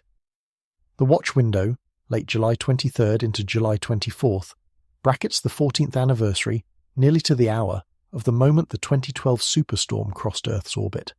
The stream those eruptions are riding has its own calendar, and it is one this channel has already marked. Coronal holes persist for months and rotate with the sun, which means the giant hole feeding tonight's 631 km per second wind is due back around, carrying its fire hose across Earth's line again in roughly 27 days. Mid-August, on the schedule we flagged when we covered the hole itself 5 days ago. Storm watches from recurring streams are the metronome of the declining phase, not dramatic, endlessly repeating, and always capable of adding their push to whatever eruption happens to ride them. Tonight is one tick of that metronome with 2 small eruptions aboard. Let me be completely straight about this, because this channel does not deal in fake meaning. There is no physical connection between tonight's storm and the 2012 storm. None. Calendar anniversaries recur because Earth's orbit recurs. The Sun does not keep appointments. If you hear anyone suggest the date itself carries significance, that the Sun is somehow returning to finish the job, that is numerology, not physics, and later in this video we will take that idea apart properly along with some other tempting stories. The coincidence is real, but what it offers is not meaning. It is a mirror. 14 years to the day after the largest storm of the space age crossed our lane unseen by the public, a small storm is arriving in the same lane, and holding the two events side by side, the little one against the monster, is the most honest way there is to measure what has and has not changed about our situation. The watch document itself spells out what a G1 is licensed to do, and the list is almost soothing, read against everything earlier tonight. Weak power grid fluctuations can occur. Minor impact on satellite operations is possible. Aurora may be visible at high latitudes, the northern tier of states from Michigan to Maine. That is the entire threat envelope of the bottom rung. A flicker, a nudge, a light show for the far north. Nothing in tonight's forecast endangers anyone, which is precisely what makes tonight so clarifying. With the stakes at zero, you can watch the machinery of forecasting operate in the open and see exactly which parts of it are solid and which parts are held together with probability and hope. Here is what the mirror shows. In 2012, the eruption was enormous, and the space it crossed happened to be empty. Tonight, the eruption is small, and the space it is crossing is occupied by us. Between those two configurations lies every possible future, and the machinery deciding which configuration we get on any given night is exactly the machinery this video has been describing. The timing of magnetic breaking points on a rotating sun, the traffic pattern of earlier eruptions clearing or clogging the road, and the orientation of a magnetic field nobody can measure until it is on our doorstep. Tonight is a rehearsal of the 2012 question with the stakes set to minimum. The question itself, when the sun fires, is the lane full or empty, and do we see it clearly, is identical at every scale, which is why the most important detail about tonight's forecast is not the G1. It is a sentence buried in the forecast discussion, written by the forecasters themselves, about what they cannot see. Because the storm arriving tonight is, in a very literal sense, half invisible, and the reason why goes to the centre of everything. Part 8.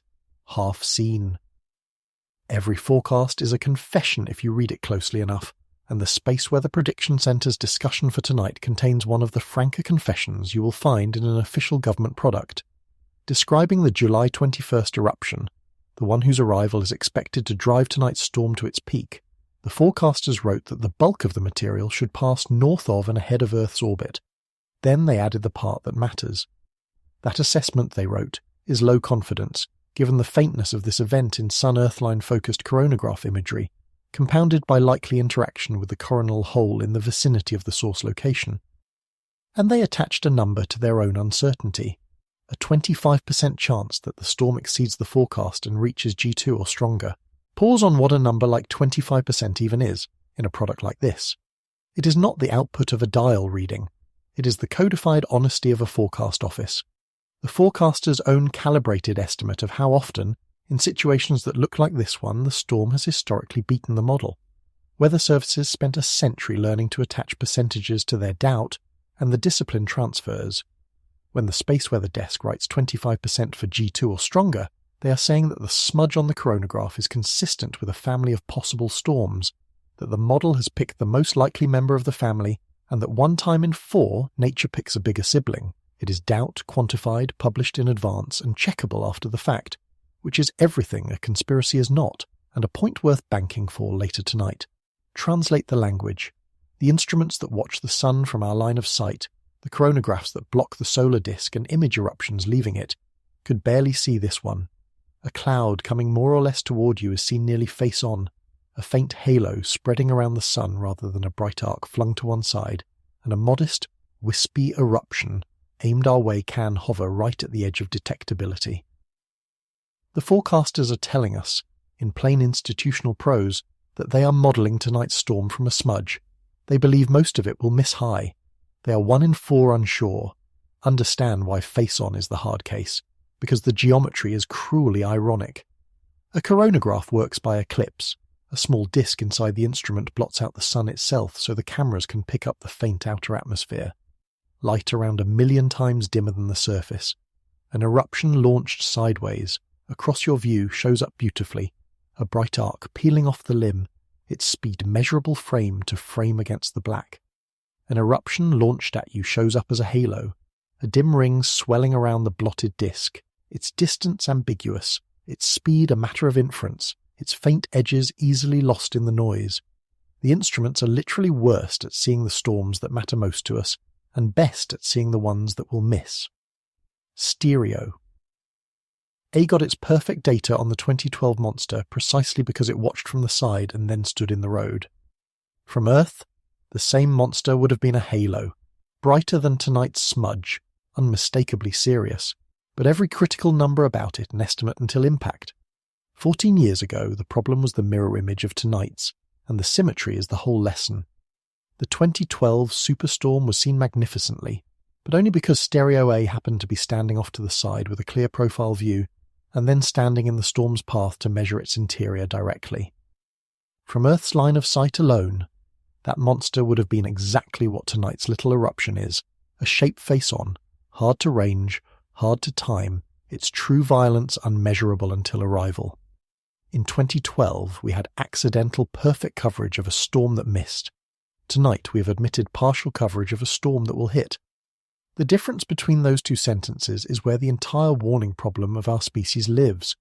What we can know about an incoming storm has less to do with the storm than with where our few instruments happen to be standing when it launches, and even when everything is seen, the final answer arrives absurdly late.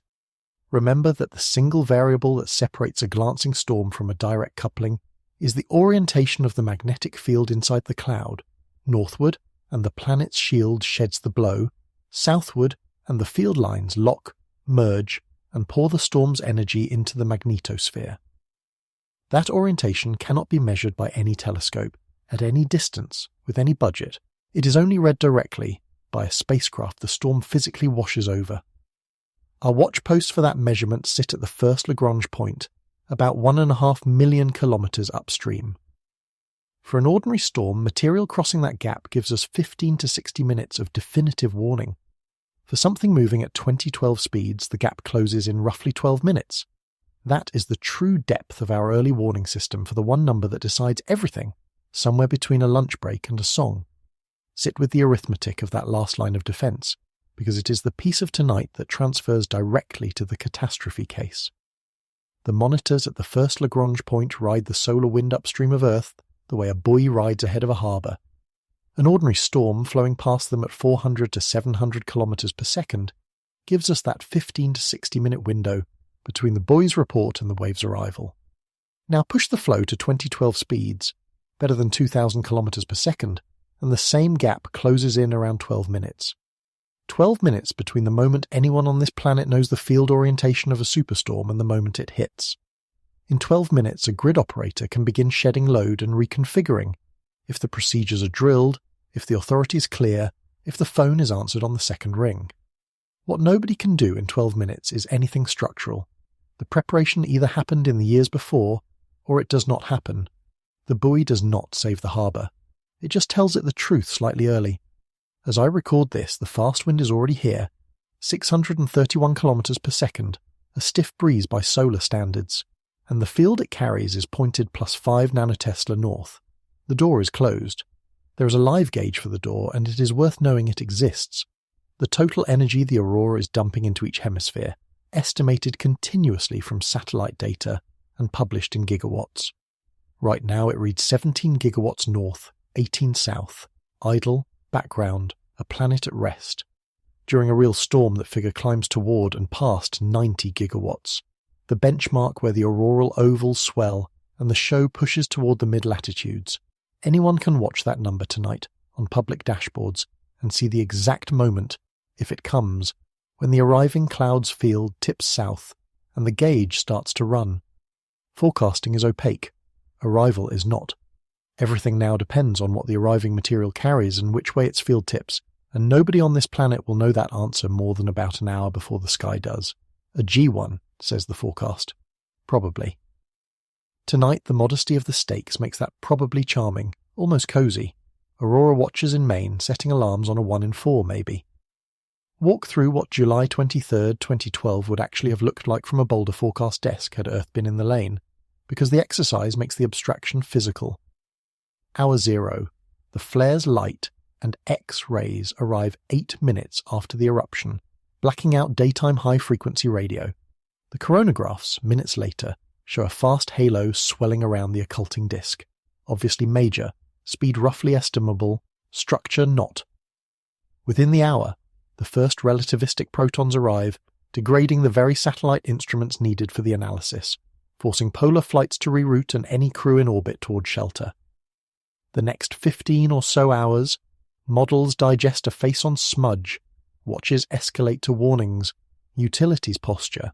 The public hears the word Carrington on every network while forecasters argue over a factor of 2 in arrival time and a factor of several in severity. Because the decisive number, the field orientation, remains unmeasurable. Hour 18 or 19, the cloud crosses the upstream monitors and roughly 12 minutes of certainty begin. That is the entire warning story a superstorm allows. 1 day of escalating alarm founded on estimates, then 12 minutes of truth. Now replay this exact evening with the 2012 cloud inbound and feel how every sentence changes. A faint halo on the coronagraphs, hard to range. A low-confidence model track. A percentage band on the uncertainty. 19 hours of transit, most of it spent arguing about what the smudge meant, and then 12 minutes of certainty at the end. The warning system is not different for big storms. It is the same system. Tonight is what it sounds like when the roulette wheel pays out pennies, and the wheel, as we are about to see, is still very much loaded. Part 9. The Loaded Table.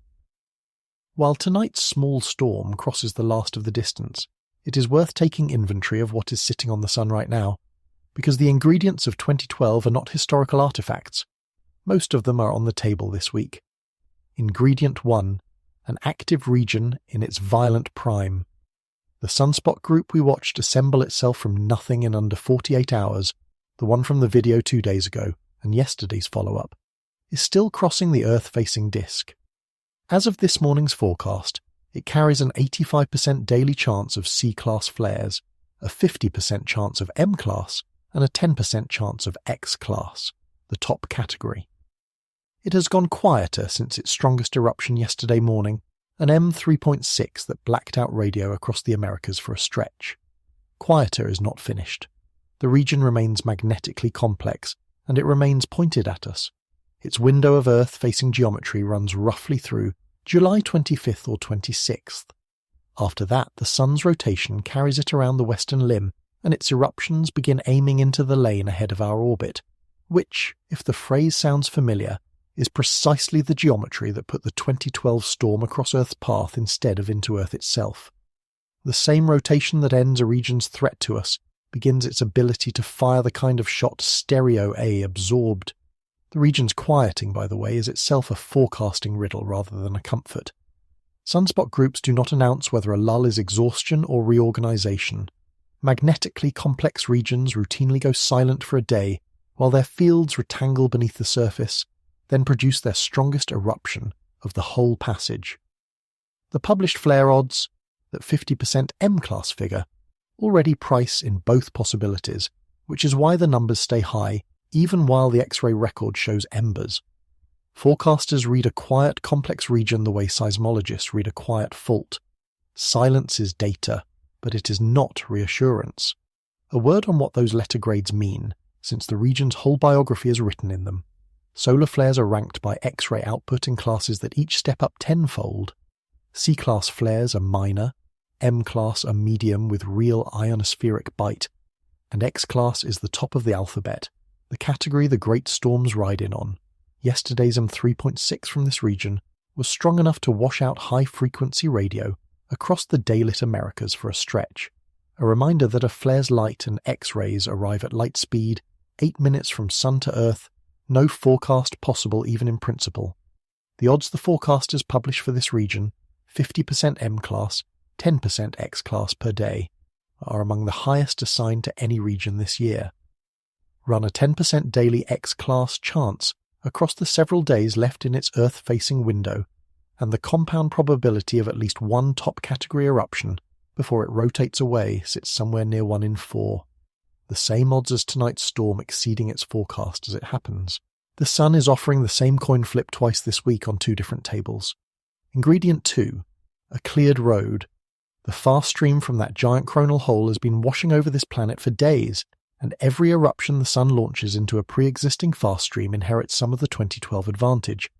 Thinner traffic, less drag, better speed retention. The forecasters flagged exactly this interaction, as one reason tonight's faint eruption is hard to model. Preconditioning is not a freak condition. It is what any stretch of sustained solar activity does to the road. A region that erupts on Monday makes Thursday's eruption faster. A sun that stays busy for a week is not just rolling the dice more often, it is loading them a little more with each roll. If you want proof that even the bottom of the storm scale can draw blood in the modern era, the evidence is only 4 years old. In February of 2022, a batch of newly launched Starlink satellites was released into a very low initial orbit on a day when a minor geomagnetic storm, the same G1 to G2 class as tonight's forecast, had warmed and puffed up the upper atmosphere.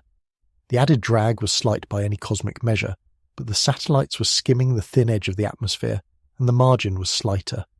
Roughly 40 of them could not climb away and burned back in within days. A G1 storm, the flicker category, the category currently inbound, erased most of a rocket's payload because of where that payload happened to be standing when the flicker came through. Position, again, deciding what a given storm gets to be. The 2012 lesson repeating at 1,000th scale, in commercial hardware, within recent memory. Ingredient 3, the declining phase itself, the shoulder years of the cycle, where the record keeps filing its giants. 1859, 2003, 2012. We are in those years now. For the record, here is the rest of this morning's solar scoreboard, because the quiet parts of it matter as much as the loud ones. The strongest X-ray event of the past day was only a C5.4 yesterday evening, the most recent a C1.3 this morning. Embers, by this region's recent standards. The proton monitors read essentially background, a fraction of one particle flux unit against a storm threshold of 10, with the forecasters giving just 5% odds of a radiation storm. Radio blackout odds hold at 55% daily for the minor categories, and the sunspot number for June, 94.4, is down more than 20 points from a year ago, the cycle sliding down its far slope, even as one region on the disk carries some of the highest flare odds of the year. A quiet sun and a loaded sun are not opposites. This morning they are the same sun, and that superposition, embers on the dial, 1 in 10x class odds on the table, is the normal condition of the declining phase this video keeps returning to. None of this adds up to a prediction, and the distinction matters enough to state carefully. Nothing on the sun today is forecast to produce a superstorm. The odds of any particular day going wrong remain small. What today's inventory demonstrates is something quieter and more important. The 2012 event was not assembled from exotic parts. An active region in its prime, a cleared corridor, a declining phase sun, every component is present this week, arranged in a harmless order. The catastrophe 14 years ago was never about the parts. It was about the sequence, and sequence is the one thing no forecast on this planet can currently predict more than hours ahead. There is a gentler item on tonight's table too, and it deserves its moment.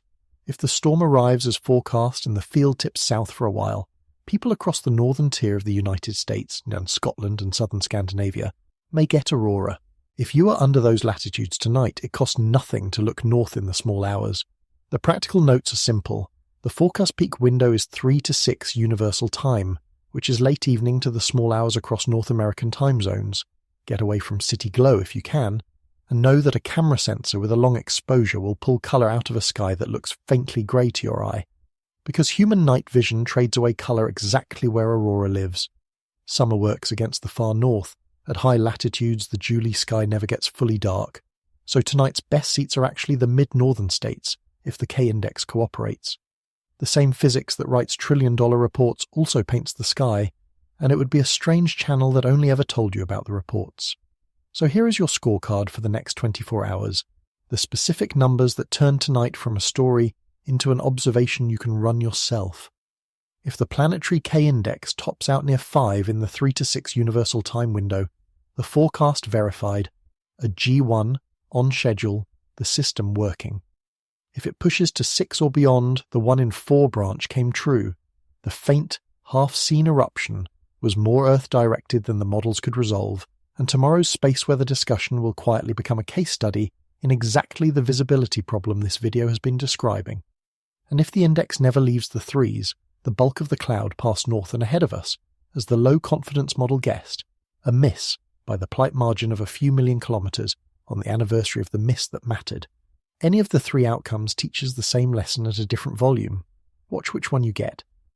But before this story can close, there is one more scale of evidence to face, and it is the part of this video I suspect you will still be thinking about tomorrow. Everything so far has come from the era of instruments. 170 years of magnetometers, 60 years of spacecraft.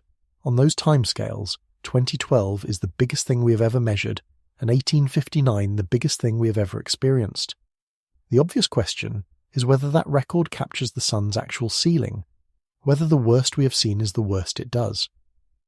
The planet itself keeps a longer record. It is written in wood and in ice, and it was only decoded 14 years ago, and its answer to that question is no. Part 10. The Signal in the Wood. In 2012, the same year, by pure coincidence that the Superstorm crossed our orbit, a doctoral student at Nagoya University in Japan named Fusa Miyake was doing something that sounds almost deliberately boring, measuring carbon in tree rings, one ring at a time. The science underneath her work is elegant.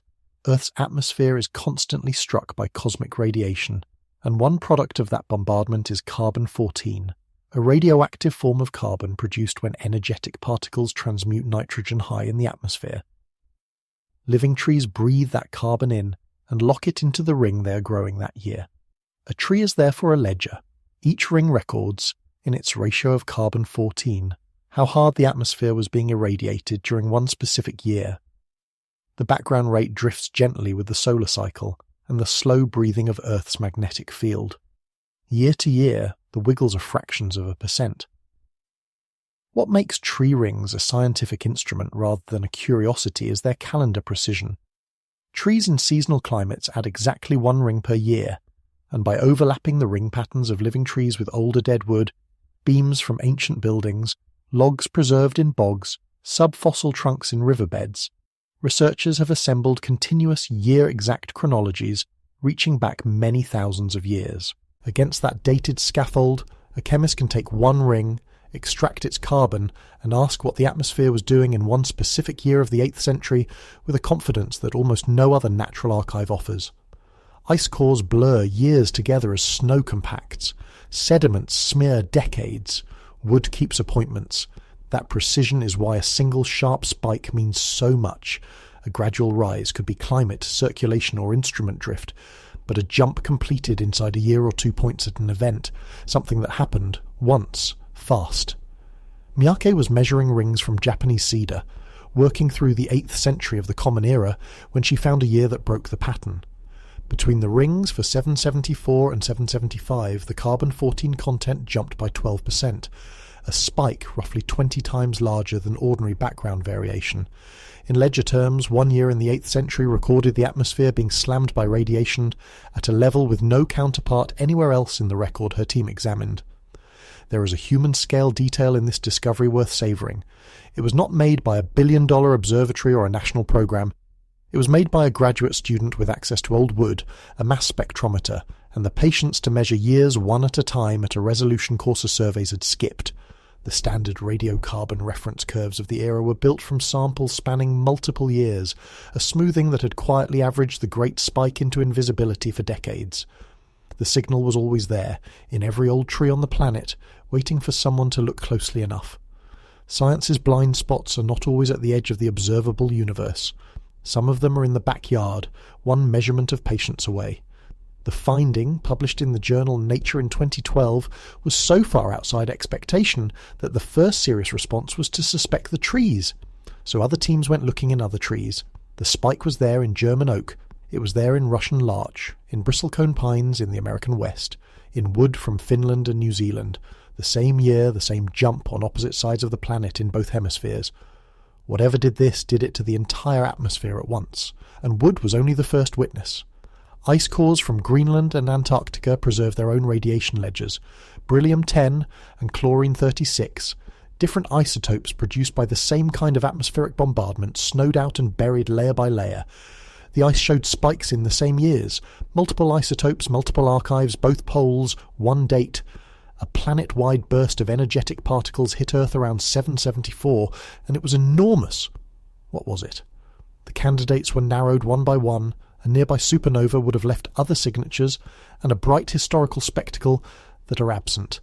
A gamma-ray burst is possible in principle, but requires an improbably placed cosmic event with no corroborating trace. The elimination process was genuine science, not hand-waving, and it is worth seeing how each suspect fell. A supernova close enough to irradiate Earth's atmosphere at that level should announce itself twice over. Once as a new star in the historical sky, the way the great supernova of 1006 and 1054 blazed into chronicles across multiple civilizations, and once as a glowing remnant that modern telescopes could find at the right distance and age. For 774, both signatures are missing.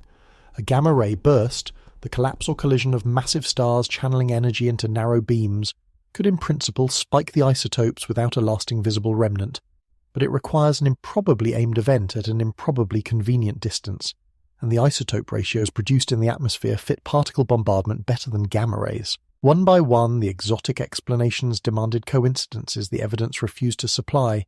The explanation that fits the isotopes, the geometry, and everything else is the sun, an extreme solar energetic particle event, the radiation storm that accompanies the most violent class of solar eruptions, scaled far beyond anything in the modern era. The 8th century sky, it seems, took a hit from our own star, and the leading estimates place that hit at roughly 10 times the strength of the 1859 event or anything since. It is worth being precise about which kind of solar violence the trees record, because it sharpens rather than softens the warning. Carbon-14 is made by energetic particles. The radiation storm component, the same protons that Stereo A counted streaming past at near light speed fractions. The trees are therefore a ledger of the sun's greatest particle events, which overlap with, but are not identical to, its greatest geomagnetic storms. A monstrous particle event almost certainly rides with monstrous eruptions, but the mapping from a 12% carbon spike to a disk number carries genuine uncertainty, and honest scientists say so. What no uncertainty touches is the energy bookkeeping. To spike the entire planet's radiocarbon production by that much, in under a year, in both hemispheres, requires particle fluence at Earth on a scale the space age has simply never observed. Not in 2003, not in 1972, not in anything. Whatever the 8th century sun did, the modern sun has not yet shown us the trick. Read that against everything this video has established and feel the frame shift. The storm this channel has spent tonight reconstructing, the 2012 monster, double the 1859 benchmark, $1 trillion consequence map attached, was the most extreme event of the space age. The trees say the space age is a short book. Roughly 12 centuries ago, this planet, not a spacecraft in an empty lane, this actual planet, absorbed a storm that dwarfs the entire instrumental record, and life carried on because the 8th century had nothing for the storm to break. No grid, no transformers, no satellites. The chronicles of the era record strange signs in the sky. The infrastructure of the era was firewood. Which raises the question the rest of this video has to answer. Was 774 a singular freak, one impossible year in the planet's whole ledger? Or does the wood record more? It records more. Part 11. The Sun's True Ceiling. The second spike surfaced barely a year after the first. Working forward through the ledger, Miyake's team found another sharp carbon-14 jump between the rings for 993 and 994, a rise of 9.1%, smaller than the 8th century event but built the same way, sudden, global and confirmed in ice as well as wood. The finding was published in Nature Communications in 2013. 2 extreme events then, in barely more than 2 centuries. And then the search widened, and the ledger kept paying out. The 993 event even left witnesses of a second kind. Historians combing the chronicles of that decade, Korean court records, Saxon annals, monastic histories, have compiled accounts of spectacular auroral displays at latitudes where the night sky should have offered nothing in the years bracketing the carbon spike. Wood and ice testify to the particles. The chronicles suggest the sky itself was performing at the same time. The two lines of evidence are independent. Monks did not read isotope ratios, and cedar trees do not read annals. And where independent witnesses converge, historians and physicists alike start using the word event without hedging. A team working with Japanese cedar identified a third event around 660 BC, with the isotope work suggesting prolonged intense particle production, a hit from the era when Assyria ruled the Near East, recorded in wood that was alive to receive it. Further back still, candidate spikes have been identified around 7,176 BC, around 5,259 BC, and, in the oldest and most tentative case, around 12,450 BC, in the closing millennium of the last ice age. The count of confirmed and candidate events now stands at roughly half a dozen across 14,500 years. They have acquired a collective name in the field, Miyake events, after the doctoral student who found the first one by refusing to assume a weird year in a cedar tree was a mistake. The events now carry a collective name in the journals, Miyake events, and the hunt for more of them has become a small research industry. Laboratories on several continents working through the great tree ring chronologies year by year, cross-checking candidates against the ice, extending the annual resolution search steadily backward through the millennia. The ledger is nowhere near fully read. Most of the world's absolutely dated wood has never been measured at annual resolution, which means the current count of events is best understood as a minimum, the ones found in the fraction of the archive anyone has examined closely. Every one of them, by the estimates available, sits roughly an order of magnitude above anything in the instrumental record, not above average storms, above the record, above 1859, above the 2012 cloud that this whole night commemorates, the ceiling of the space ages, by the planet's own accounting somewhere around the floor of a Miyake event. The honest caveats belong right beside that sentence, because this is a young science and this channel does not oversell. The precise physics of Miyake events remains genuinely open, whether they are single stupendous eruptions or rapid sequences of great ones, whether they are the extreme tail of ordinary solar behavior or a distinct mode our star only rarely enters. The energy estimates carry real uncertainty. Radiation recorded in wood measures the particle storm, which maps imperfectly onto the geomagnetic storm that ruins grids, and a sample of 6 events forbids any confident recurrence rate. Divide the window naively, and you get something like 1 event per 1,000 to 2,500 years. But 6 data points cannot anchor a schedule, and the honest range on how often runs from reassuring to not at all. Handle the recurrence arithmetic with the care it demands, because this is where careless coverage goes wrong in both directions. 6 events across 14,500 years naively divides to 1 per 2.5 millennia. Count only the confirmed trio of the last 3,000 years, and the naive rate tightens toward 1 per millennium. But rare event statistics from tiny samples are treacherous. Random clustering can mimic cycles. Detection is incomplete since faint spikes may still be hiding in unmeasured rings, and nothing guarantees the sun's behavior is stationary across ice ages. The defensible statement is deliberately modest. Events of this class happen. They have happened at least several times in the current geological epoch. The most recent confirmed one is about 1,000 years back, and no physical law known to us fences the next one into a comfortable future. Modest statements can still be heavy. That one weighs about as much as any sentence in this video. What the caveats cannot soften is the structural point, and it is the reason this section exists in a video about 2012. Everything civilization currently plans around, the National Academy report, the Lloyd's model, the Transformer stockpile debates, Riley's percentages, is calibrated to the instrumental record. 170 years of magnetometers. The trees are a witness with 14,000 years of testimony, and their testimony is that the instrumental record is not the distribution. It is a sliver of the distribution, and the tail extends at least 10 times past its edge. Whatever probability you assign a Carrington-class storm, there is a second, smaller, non-zero number standing behind it. attached to something an order of magnitude worse, something this planet has demonstrably absorbed multiple times, most recently about 1,000 years ago, into a world that could not be harmed by it. Run the grounded version of the thought experiment. No invented numbers, just the established physics scaled up. A Miyake-class particle storm tonight would begin with the radiation itself. Polar aviation routes shut or diverted. Astronauts confined to shelter with dose budgets under strain. Satellite electronics accumulating upsets fleet-wide. Solar panels aging years in days. High-altitude atmospheric chemistry would take a measurable hit. Extreme particle events are known to knock down upper atmospheric ozone temporarily, and an order of magnitude beyond the record test that word temporarily. And if the particle storm rode with the eruptive violence such events are presumed to accompany, everything from the consequence map earlier tonight, the transformer queue, the $1 trillion first year, the 4 to 10 year horizon, would be running concurrently, at a scale beyond the study's reference cases. No agency on this planet has published a full plan for that stack, for the sober reason that the input was only discovered 14 years ago. Civilization's risk registers are, in a real sense, still catching up to a cedar tree. We no longer live in that world. That is the whole of it. The sun has not changed in 12 centuries. The receiving surface has.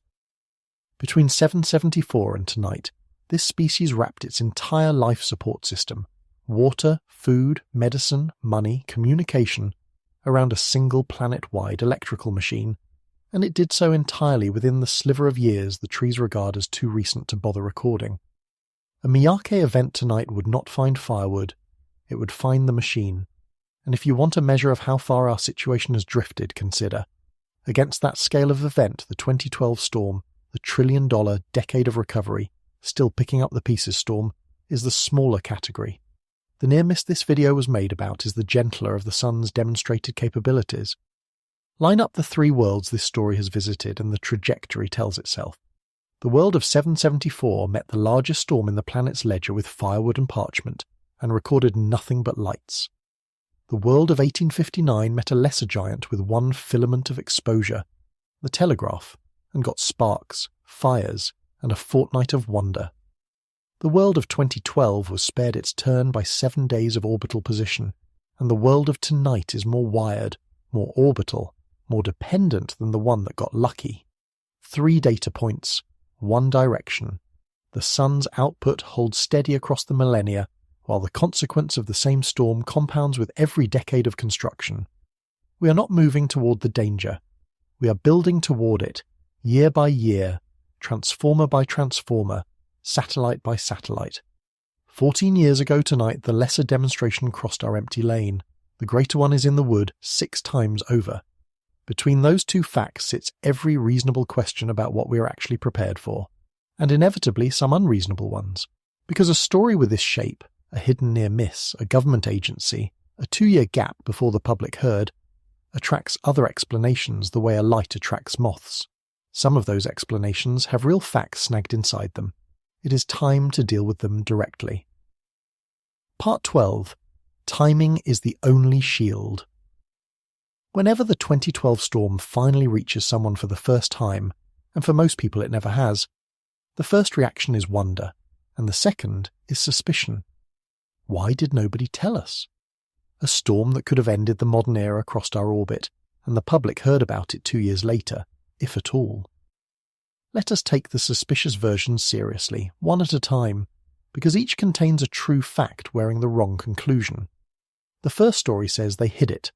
The timeline is the evidence offered. Storm in July 2012, scientific paper in December 2013, NASA's public article in July 2014. 2 years of silence, the story goes, while the government decided what we could handle.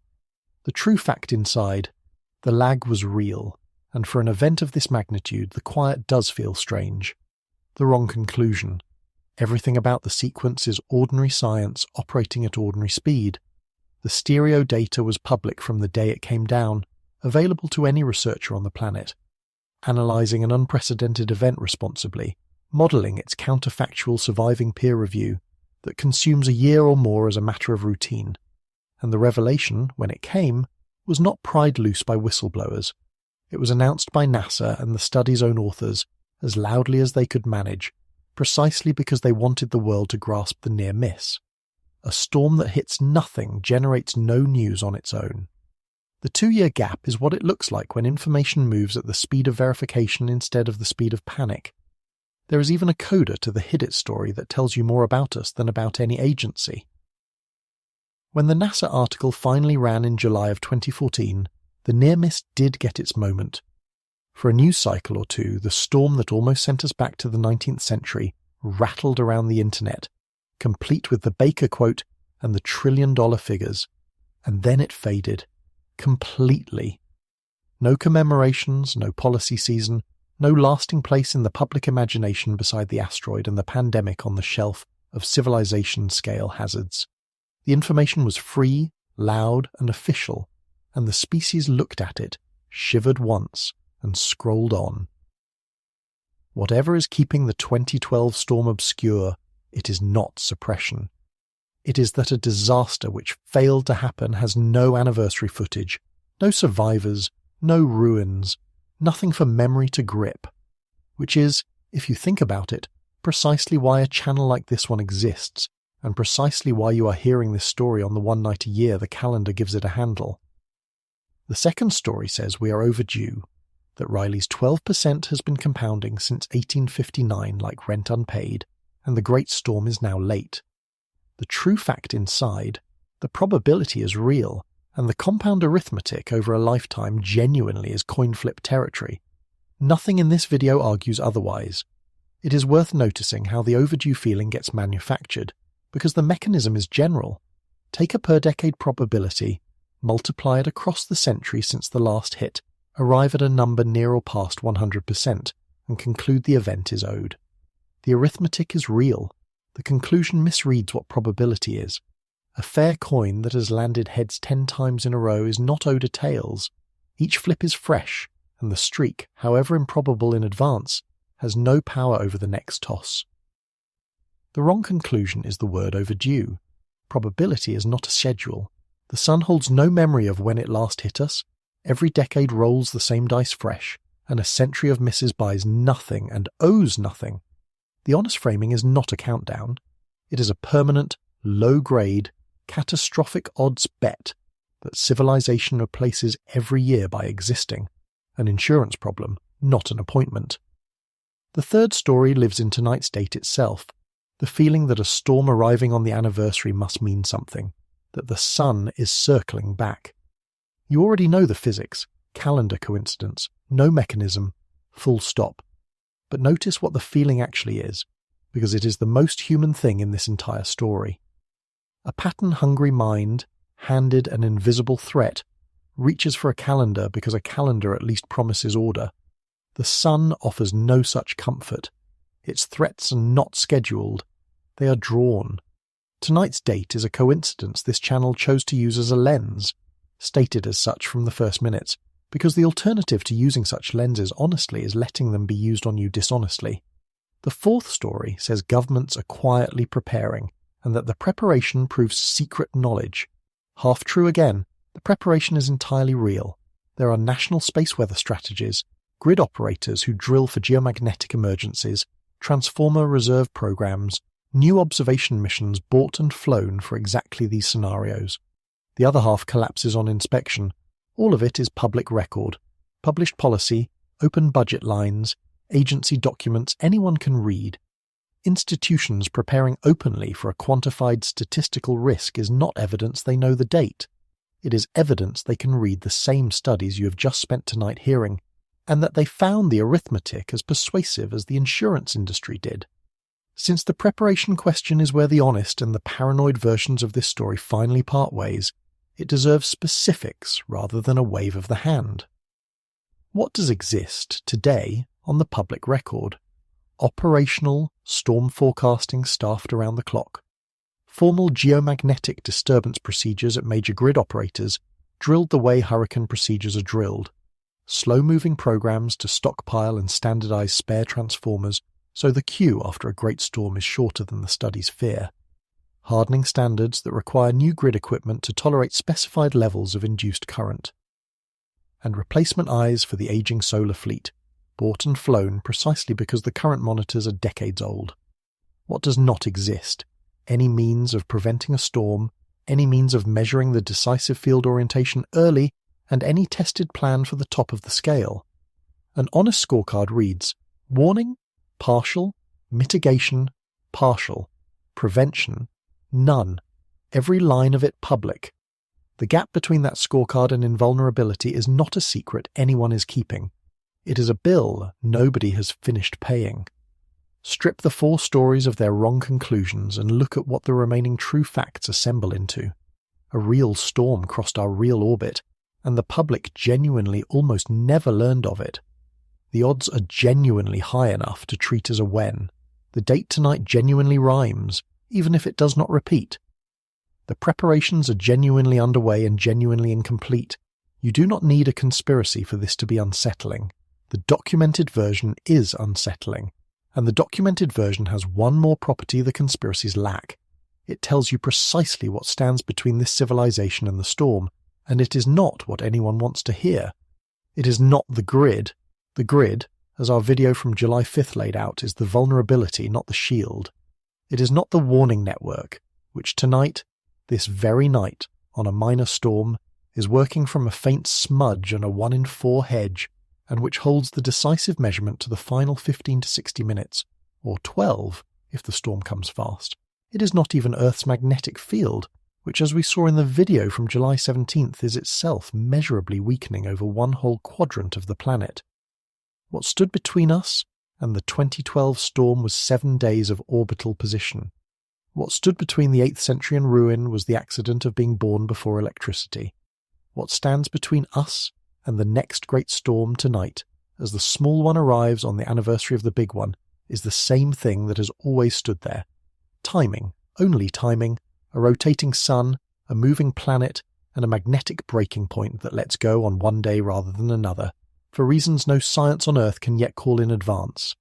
Somewhere in the hours after this video goes live, the answer to the small question arrives. Either the northern sky stays dark, or a curtain of green light slides down over Maine and Michigan, while a K-index ticks past 5 in a Boulder control room, and the forecasters learn which quarter of their uncertainty came true. Watch for it if you are north enough. It costs nothing, and it is the closest thing the sun offers to a receipt. But keep the larger question, because it does not resolve by morning, and it is the one this date will ask every year it comes around.